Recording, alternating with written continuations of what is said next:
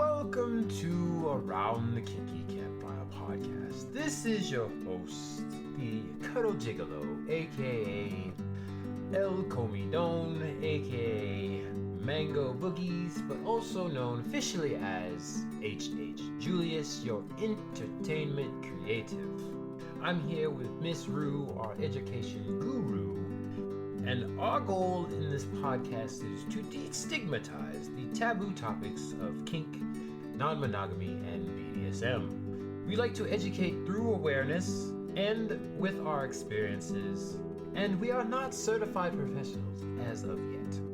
So our non-judgmental topics, with a dash of facts, are to be taken mostly as entertainment and with, some slice of life anecdotal stories. Your opinions, lifestyles, and or way of thinking may not be in alignment with ours, but your opinion, lifestyle, way of thinking is also okay as well. And the fact that you have an opinion is valid. We're not here to change your minds. We are here just to provide a different point of view. Please join us every second and fourth Thursdays of every month, and our episodes are uploaded to all major platforms: Spotify, iTunes, Amazon Music, etc., etc. Please look forward to this coming episode, as we will start shortly, and make sure to especially pay attention to our ASR Minute, which will start very soon.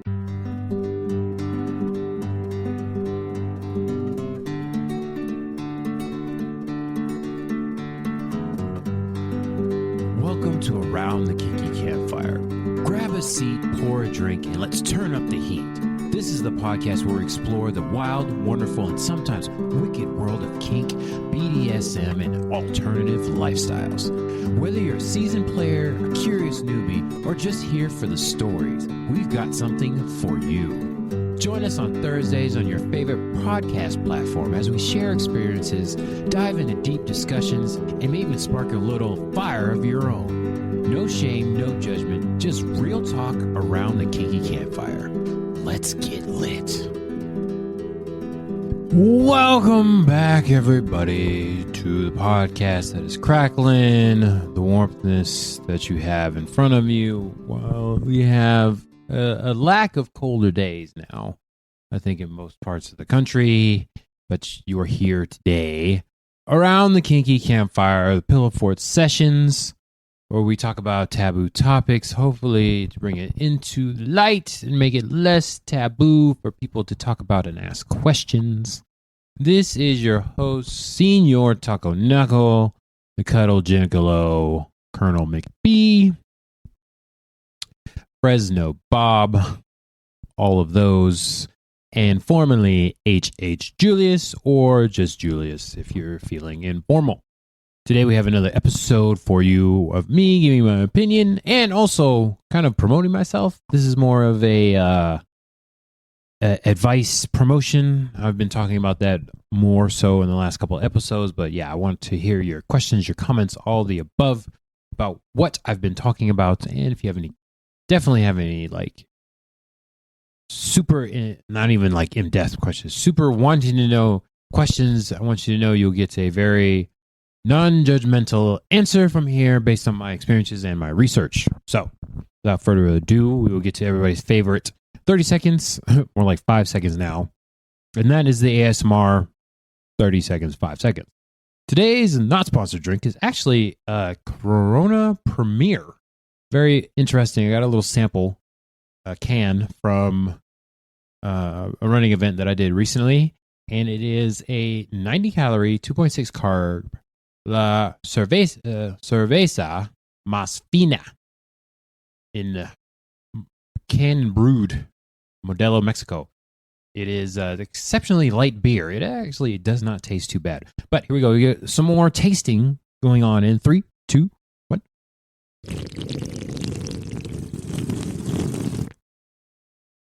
Oh boy. Actually not too bad as a Corona. It's pretty interesting that it's only 90 calories and 2.6 carbs. I can't see the alcohol. 12 fluid ounces. I don't know how much alcohol is in here. It does not say on the can. Interesting. Doesn't want you to know how much alcohol is in. a can of Corona Pereira. But anyways, not sponsored, but also pretty tasty. I'm not a huge fan of Corona. Y'all know we like to drink our seltzers here. And also our tequila and vodka sodas. Very tasty. But today, doing a little something different. As in the topic of this episode. Okay, I want to promote my advice line. So give you a little taste of what you would see if you ask me a question. Hit me up. Email me such and such till all are one. So once again, you guys got the contact information, the social medias and everything in the intro, and you'll get it in the outro as well. But in between stat or after that, you will get something similar to this. So as you know, I am a huge relationship anarchist activist. I'm learning more and more about relationship anarchy. Not too much actual factual knowledge. There is the pillars and the pamphlet that go along with relationship anarchy, but as far as I can see, not a whole lot of people are educating about it. There's a lot of content creators out there talking about it. That I will say that. And I'm just one of those people, and I live the experience. Also, I try to get the tent poles, the pillars of the relationship anarchy out there in my relationships, and also when I talk about it. So I want to go more in depth in that when you get advice from me, and it's like each relationship, very broadly, very generally, with relationship anarchy, the main thing is that each relationship is independent of the others. Let us say that once again. Each relationship is independent of the others, including the relationship with yourself. So let us not forget that part. Each relationship that you have, including with yourself, is something to remember. So don't forget that you are in a relationship with yourself, first and foremost. And then you can have a relationship with others. I know people like to say work on yourself, and then you can be better with other people, however you want to say that. But, I mean, let's be factual here. You're not going to be able to finish product when you go talk to other people or something like that. It's not going to happen. So, as you're working on yourself, let's just bring in other people. Best way to get a reality check or to see where you're going and get kind of any information is to bring somebody else into your process. Hopefully it's somebody you trust. And during that process, the quality of the people you bring in, friends, family, partners, whatever. I mean, family's always there, but you can like not bring them in if you don't want to. It depends on how your family dynamic is. But once you bring them back into your life, just remember, they need to meet your boundaries and your standards as well in order to have a relationship with them. So with the RA lifestyle, you got to start with yourself. And that's not always easy, just working on yourself and then just being like super like focused on working in your thing. But I'm a big fan of doing that while you interact with other people. Is almost impossible, I say, in generally, to not talk to anybody or interact with other people. Most of us have to do it for our jobs and our hobbies and or just living life in general. You don't want to just be surviving. You actually got to live life. So it's almost nearly impossible to do that by yourself. So while you have to interact with people, use them to fix yourself. Hopefully you are paying attention with the reactions that you get from other people and be like, that was kind of dumb of me to say. Or, oh, man, that might have been a little bit mean the way I put that. So let me go ahead and work on that, put that on the board later. Very generalized fixes there because there's a lot you can do for yourself. And Julius is here to tell you there are a lot of different ways, and I'm right here on that process. I want to know what people are working on and what are you using in that process. Are you getting out there finding a new hobby, new community, or are you just doing like yoga and meditation, practicing that kind of stuff, or going out there, I guess you're in your house, listening to like podcasts, reading books and stuff like that. What are you doing as far as evolving? Which brings me to my next point. The growth mindset is another pillar of my life that I'm a huge fan of. Anytime somebody says the growth mindset, it's like Pee-wee's Playhouse. You said the magic word. Ooh, get happy, that kind of thing. It's like, oh my goodness, you said the magic word, growth mindset. You cannot grow without failure. Cannot grow without failure. Please, people, please understand this. This is not possible. You can take all that information.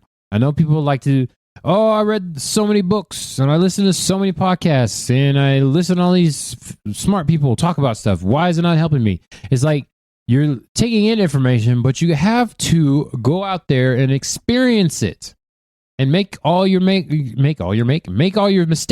Fuck up a few times. Trust me, Julius has fucked up many times. I've talked about it on this podcast, and I talked about recently on a different podcast with Marilyn Caroline on her Moms Unbox. I was rambling on all over the place on her podcast. Hopefully I said something once again that you guys understood, but I will say I fucked up there. I said I fucked up on there. I have fucked up, and I said it on there. That sounds better. And I'll say it here too. I have fucked up many times on this particular podcast, in the past and probably currently. I probably skipped something that needed to be edited, but also in just regular life, all the time. Pretty much every social situation, I'm awkward, I'm weird, and I fucked up. Something I probably said too much. In general, I probably say too much in all my fuck ups. And y'all probably think that too. It's like, yeah, this guy can talk. And yes, I can talk. That's why I'm on the podcast. So that's all there is to it. And I continue to grow. But if I just sat around and was like learning all about podcasts, and I gathered all the equipment, and I didn't do the simple thing that is pretty much different from me and you, that people that just listen. I hit the record button. People are talking a lot. I mean, most people talk pretty much all the time or at some point during the day. Only difference between me and you, Campsters, is I hit the record button. I talked to myself for many years before I even started a podcast. And you know what? I was like, I need to go ahead and do something about this and actually put it out there. But I got to record myself. So that's what I'm doing here is I'm recording myself talk. I've had this particular conversation multiple times, especially when I was taking notes for this episode. I'm like, how does that sound? I'm just actually hitting a record button, and then, you guys will get to it however long it takes me to actually put this out, mostly on Thursdays. Probably this upcoming Thursday when I'm recording this of the same week. But the point is, I hit record and I fuck up, which brings me to our next point. Fail gloriously. It's another tent pole of my current life is if you're going to fail gloriously, because you can't grow once again without failure. It's impossible. You got to go out there and try things.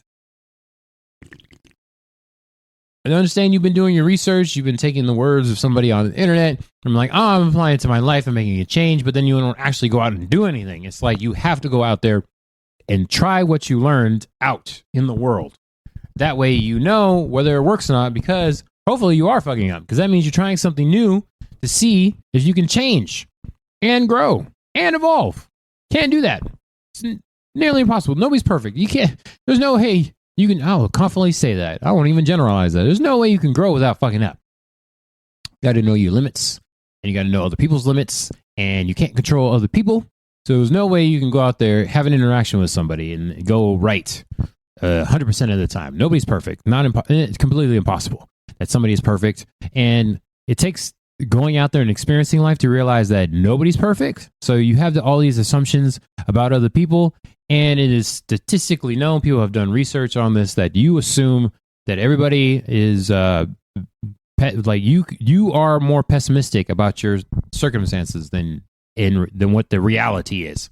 So we already assume we all suck and that we suck more than other people, but everybody has that assumption. Once I realized that, I'm like, oh, everybody has anxiety? Oh, that's a thing? Let me go on and talk to these people. What does your anxiety look like? Is it similar to mine? It's not going to be exactly like mine, but let's talk anxiety. Do you know what that means to you? Some people can answer that question and some people can't. And it's like, there are people, I'll tell you this right now. There are people out in the world that don't know they have something different about them, but they're just like, oh, I'm just going to go out there and try stuff anyways.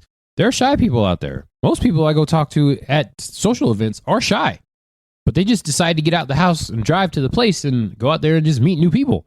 People do that all the time. And guess what? It doesn't always go well. Sometimes it's really awkward and weird, but we all survived. At least I haven't known anybody that literally died after an event. I don't keep in contact with everybody afterwards, but as far as I know, I have not heard about that, because that kind of thing would probably go around the little social group.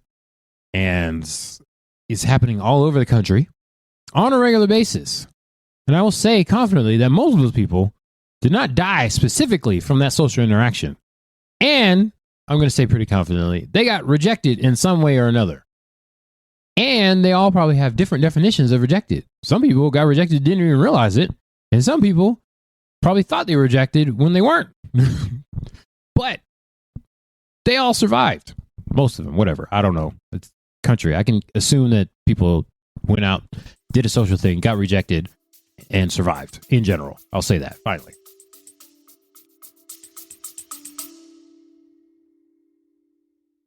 Welcome to the Around the Kinky Campfire podcast advice line. Got a burning question about kink, BDSM, relationships, and or navigating the wild world of alternative lifestyles? You've come to the right place. Whether you're looking for guidance, reassurance, or just a nudge in the right direction, we're here to help. Judgment-free and with a dash of kinky wisdom. Send in your questions and let's talk it out by the fire. No topic is too taboo, no curiosity too small. We're all making mistakes, growing and exploring together. Submit your questions anonymously at Around the Kinky Campfire, campfire with a K, at yahoo.com, or slide into our DMs at Twitter, Kinky Campfire, campfire with a K, YouTube, Around the Kinky Campfire, campfire with a K, or Instagram, Campfire Kinksters, campfire with a K. Let's keep the fire going. Yeah, it's really rough. And people, you will get rejected and you will survive. Especially where I like to focus on in this podcast is people that are trying to be in relationships, specifically, queer, non-monogamous, and the kink BDSM. But I'm a huge fan of relationships in general. So if you have relationship questions in general, whether you are like 100% single or you're like non-monogamous, quote unquote, and single, and also, if you've been married for many, many years, I'll give you the scoop on the dating world throughout the generations, because I'm going on over 2 decades of being in the dating world since I lost my virginity, probably even before I lost my virginity. And I will tell you, in real life and online, people like to make the difference between the two, and it all sucks, and it's all good. I enjoy the dating process, so if you want to hear my story, I will gladly share that. If you have questions about it, be like, hey, I've been married for 20 years. What's it like out there in the wild wilderness? I will tell you what it's like, especially from a queer, non-monogamous, and kink BDSM standpoint. Now, to my fellow non-monogamous, I got tips and stuff for y'all as well, so let me know if I haven't learned you something in the time since I've been doing the podcast. And ask me a specific question. I will say I did get a question. I don't know if it was a fake account, so I never addressed it at the time, but it was like 2 months ago. I did get my first question. It's about navel fetishes. Now, I'm not going to go specifically into navel fetishes. I will just say there are outlier fetishes. Let's just say that. Fetishes that you rarely hear about because everybody has an attraction to something or another, whether it is an inanimate object or an animate object, biological or non-biological. Somebody married the Eiffel Tower. I'll just throw that out there. Not related to the question I got, but that happens. I saw it on TV. Somebody married the Eiffel Tower. Okay, so people have all different kinds of attractions. So different body parts, same right up in there in that same bowl. Now, navel fetishes, foot fetishes, all the other random fetishes. I've heard ear fetishes. I've seen nose fetishes, eye fetishes, teeth fetishes, neck fetishes, the nape of the neck. I am a booty fetishist. I need a nice juicy tush for me to chomp down on, and I like it very much. I will say I like it more than, oh man, I don't know, just chomping on a nice tush. I have a partner that has a nice tush, and I chomp down on that nice tush. It is very, very, just endorphins. The happiness I feel when I'm chomping down on there. I cannot explain that to non-primal people or people that just don't enjoy chomping down on a good tushy. It's just fantastic. I want to say it's better than sex. I don't know. It's all in there, but just biting. It does get me horny. I will say that. Reminiscent on the last juicy tush I bit on, and there was bruises for. Yeah. The good thing is consensual. I'm glad that I find people that are into that kind of stuff because boy, that juicy tush. I'm telling you what, right now. I couldn't have sex every day, but I could bite on a nice juicy tush on a regular basis. So, goodness. Okay, let me just say there are different fetishes for people. That's just how it is. So if you have a navel fetish, you have a foot fetish. I know people like to judge on the foot fetish people, but it's like if you find a partner that's consensual and lets you suck on them toes, then you suck on them toes. If you find a partner that lets you lick that belly button, lick on that belly button. Stick your nose in there for all I care. I have no judgment. So you can ask me specific fetish questions, but I'm going to put it in that same bucket. I am not a kink shamer. We do not kink shame here. I do not have people that are kink shamers on this podcast. So I'll just tell you right now, on the YouTube channel, all that different stuff. I'm not a fan of kink shamers. I almost want to shame the kink shamers, but that's kind of ironic and redundant. But to each their own. If you have a specific body part that just gets you off and it turns you on and makes all your stuff wet, either side of the gender spectrum, I don't like divide, gender spectrum, then so be it. But yeah, more power to you. You ain't gonna get any kinky thing here. Love you some navels. That's belly buttons are a thing. People have them. Most people. Some people aren't born with belly buttons. I just learned that recently. Good old Ken and Barbie action there. Just no belly buttons. I don't know what to think about that. That's very sad. I wouldn't have a problem with I'd be like, okay, cool, whatever. But I don't know if that functions. Is it like a spleen? Or what's the other one? Other organ we don't need anymore. But it's like, do we need a belly button? I don't think you need a belly button to function correctly. So that's all I care about. Whether I meet somebody that has one, I'm like, okay, fine. That's cool, whatever. Feel sorry if you were a navel fetishizer and you meet somebody that has no navel fetish. It's, that be something that you have to negotiate there. Other than that, don't really care too much about a specific fetish. Like I said, each their own. Okay, so let me talk about little advice questions that I've gotten that I've seen on Reddit and other podcasts, and like advice columns. There's not too many of those anymore, but advice columns and stuff like that, where people just ask these random questions, and it's like, we're still doing this now in 2025, but we are, and people have these questions. I don't know where they're going to get their information, but I will tell you that Julie's has an opinion on it, and it's kind of interesting to see that it's still, some of these things are still a thing. And it's like, the biggest one, still, people have ask, penis havers. Nobody really cares the size of your dick. It's not a thing.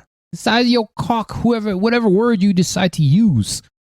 People do not care. The people that enjoy penises do not care about the size. They want to know if you have emotional intelligence. Are you empathetic? Will you change for them? That kind of thing. Now, I still come across size queens, as they like to call themselves, and use queens, but I mean, it's pretty much of any gender, that people that like a bigger penis. And it's like, cool, that's a thing. Yet again, this kind of falls in the fetish line, but people with penises, if you're carrying the size of your dick and that is stopping you from getting in a relationship, you're thinking about the things the wrong way. Oh my God. Let's not even still be doing this right now. It's like, what? If you're caring about a physical trait, like this kind of goes in with the short people type thing, if you're a short person, and I've known people that identify women have an issue of it being too short as well, which is like, what? Okay, short people, it's really not about your height. I mean, it is, but it isn't. And I know you hear people and they put it on their profiles and everything like that, and it's like, yeah, I mean, those people can be shallow. There are shallow people out there worried about people's height. Like, that really makes a huge difference. But I gotta say, in both cases with the small penis and the short height, it is about your confidence, because there's people that have boobies and they're worried about having small boobs. So that's a thing as well. Ooh, this corona got me burpy. It's a thing. Again, people are going to have physical preferences, but in general, that's not been an issue. Now, I'm not particularly saying the size of my dick because I don't really know. I've never measured. I've always gotten it's just the right size. Cool. It's like, okay, that's more for you than it is for me. It's just, okay, why are we still comparing dick sizes nowadays? Nobody cares. If you actually went out there and experienced life, you would realize nobody cares about that shit in general. Now, there's a symptom. No, it's not a symptom. There is a unfortunate thing that there are micro penises, and that's a thing. Now, you have to be diagnosed by a doctor to actually be officially called a micro penis. But let us remember that a whopping 5.6 inches is the average for an American-sized penis. So, let's just be very aware of that right there. 5.6 is the average size. Okay, don't go believe in porn and all these different things. Oh yeah, I want a big dick, blah, blah. And of course, people that think they have a big dick, I mean, most of them are pretty right. They're the ones that put the shit out there, and it's like, that's all you got to offer? That's really all you have? Can I ask an aptitude question? Let me know how you think about things and your opinion on this particular topic. Ooh, current events. What's your hobby? What are you passionate about? What are you looking forward to this year? What have you done that you were excited about that already happened? Answer these questions. Showing your dick off is not a thing. I think I mentioned before, I went on Tinder and I put that on like pansexual because they don't have omnisexual on there. And I got a lot of people with penises hitting me up. I'm like, okay, yeah, most of y'all look like serial killers. And it's like interesting. And of course, you get the dick pics, and it's like, can I get your opinion on the global? What side are you on? What do you think about the economics of the country right now? I don't want to see your dick right off the bat. And it's like, what the hell? What is this? What are we doing right now? Everybody has. I was about to say everybody has junk. Whether you penis haver or a vagina haver, people have junks, and it's like sometimes you got both. And that's not the first thing I want to see, to be off on your character. That's just not something that pleases me. What? I don't even know how to say that. That's not a good starting point. That's what we're going to show is people your junk. It's like, okay, that's pretty. Good shaft on you, but what is that supposed to do? I need more information. My goodness. Okay, and another thing I want to talk about too. A lot of people have a question on here. Okay, let's just say you are experienced sexually. However you want to call that. Hoe, slut, whore. There's ethical slutting. That's a book and a term that people like to use. As long as it's consensual, that's fine. Go be out there in your open relationship, swing, sleep with other people in general. But I don't care. I don't understand now. We have modern medicine. Pretty much all the STIs and STDs, there's a fix for it. I mean, they're figuring it out with HIV and HSV, so herpes and AIDS. They're coming up with solutions for that, but it's like you wear condoms, wear protection, that kind of thing, or just get tested before. Really simple fixes. So why are people caring about how many partners their partners have had previously? Or current, I mean, for us in the non-monogamy world, currently, that kind of thing. It's really just a feelings thing. As adults, we all have feelings. Doesn't mean we need to react off of those feelings in general. So it's like there are coping mechanisms for this. So why are we caring how much, how many partners our partners have had, or how much inexperience you have? If you're a virgin, that's fine too. Just have that conversation. I understand some people care about that, and it's like, oh, I don't want to teach this person how to sex, but why wouldn't you want somebody? I mean, it doesn't matter how many times you had sex. It's like, the person still needs to learn you. So what are we doing here? The person has hundreds of partners. It's like, are you clean? Drug and disease free? Drug, if you care about that, but disease free? It's like, why are we still caring about this in modern, the year of our person, whoever, what you want to call, in 2025, we're still caring about how many partners people have? It's just weird to me to talk about. Yeah, what are we doing? And for the people that are in their hoe stage or ethical slut stage, not a stage. It doesn't have to be a stage. I say that sarcastically. Hoe stage is so stupid of a term. If you are identifying as an ethical slut, an allosexual, or hedonist, whatever you want to call it, there are ways to do that, quote unquote, ethically, consensually. The word we like to use here, consensually. Let everybody involved know what you're doing beforehand and during hand. It's like, why are we trying to hide this stuff nowadays? Go out there and have your fun time safely and consensually. So, yet again, we're in the modern times. Use protection. Real simple. Might not always be easy. And if you are one of those people that like to be quote unquote riskier, just get tested beforehand. What are we doing here? It's I don't. Why are we shaming people? Quote unquote slut shaming people for going out and having fun?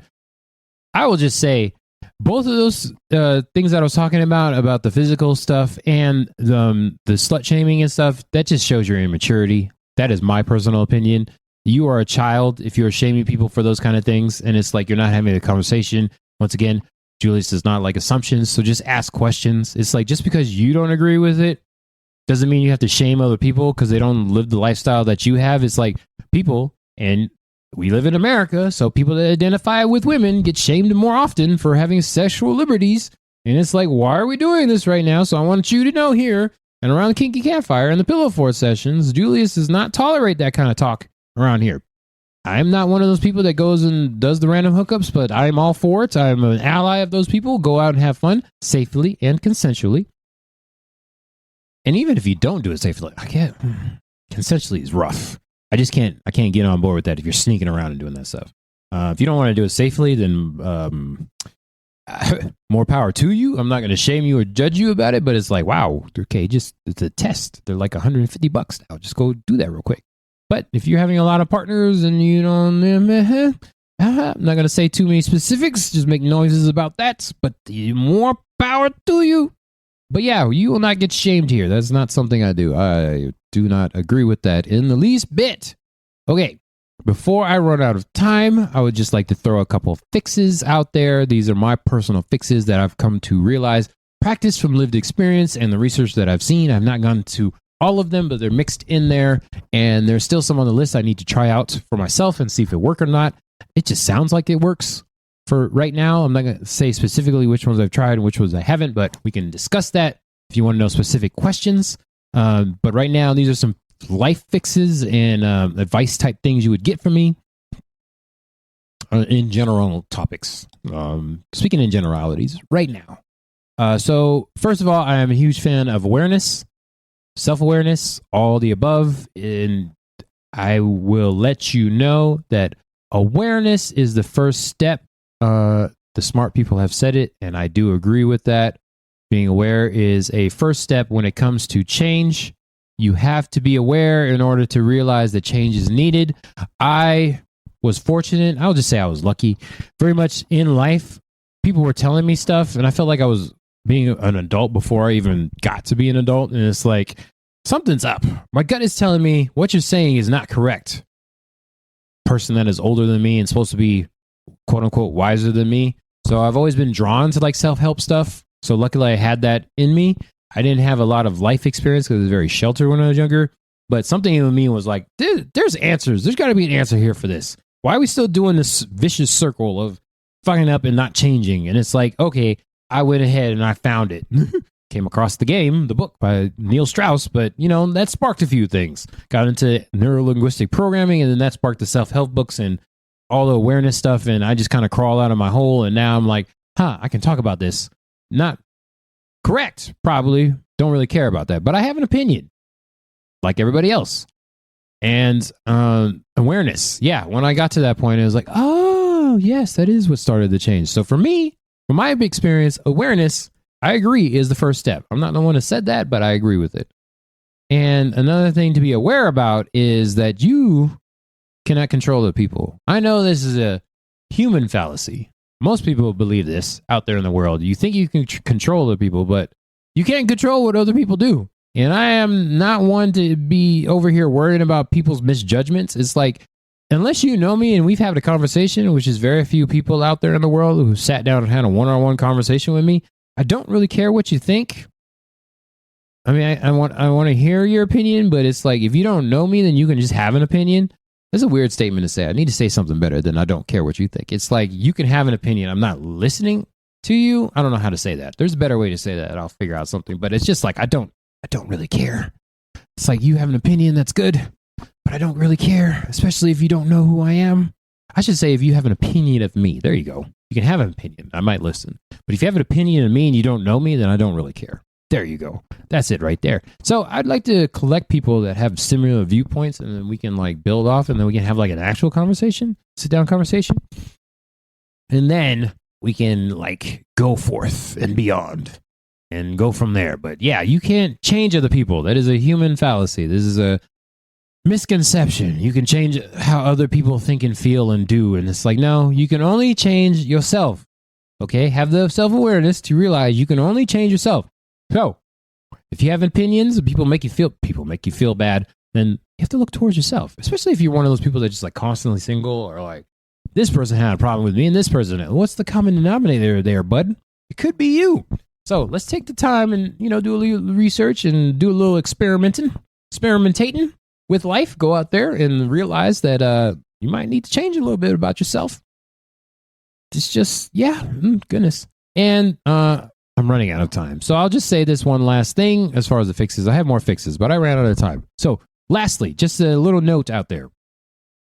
With the changes in, first of all, being aware and then changing yourself is that the more instances that you are in the driver's seat, the less burnt out you feel. So if you're having instances where it feels like you're not in control, that could be causing a lot of your burnout. So I would just say, take the time, do a little self-work and realize, hey, maybe I'm putting myself in situations that I can't control. And this is why I'm tired and just burnt out in general.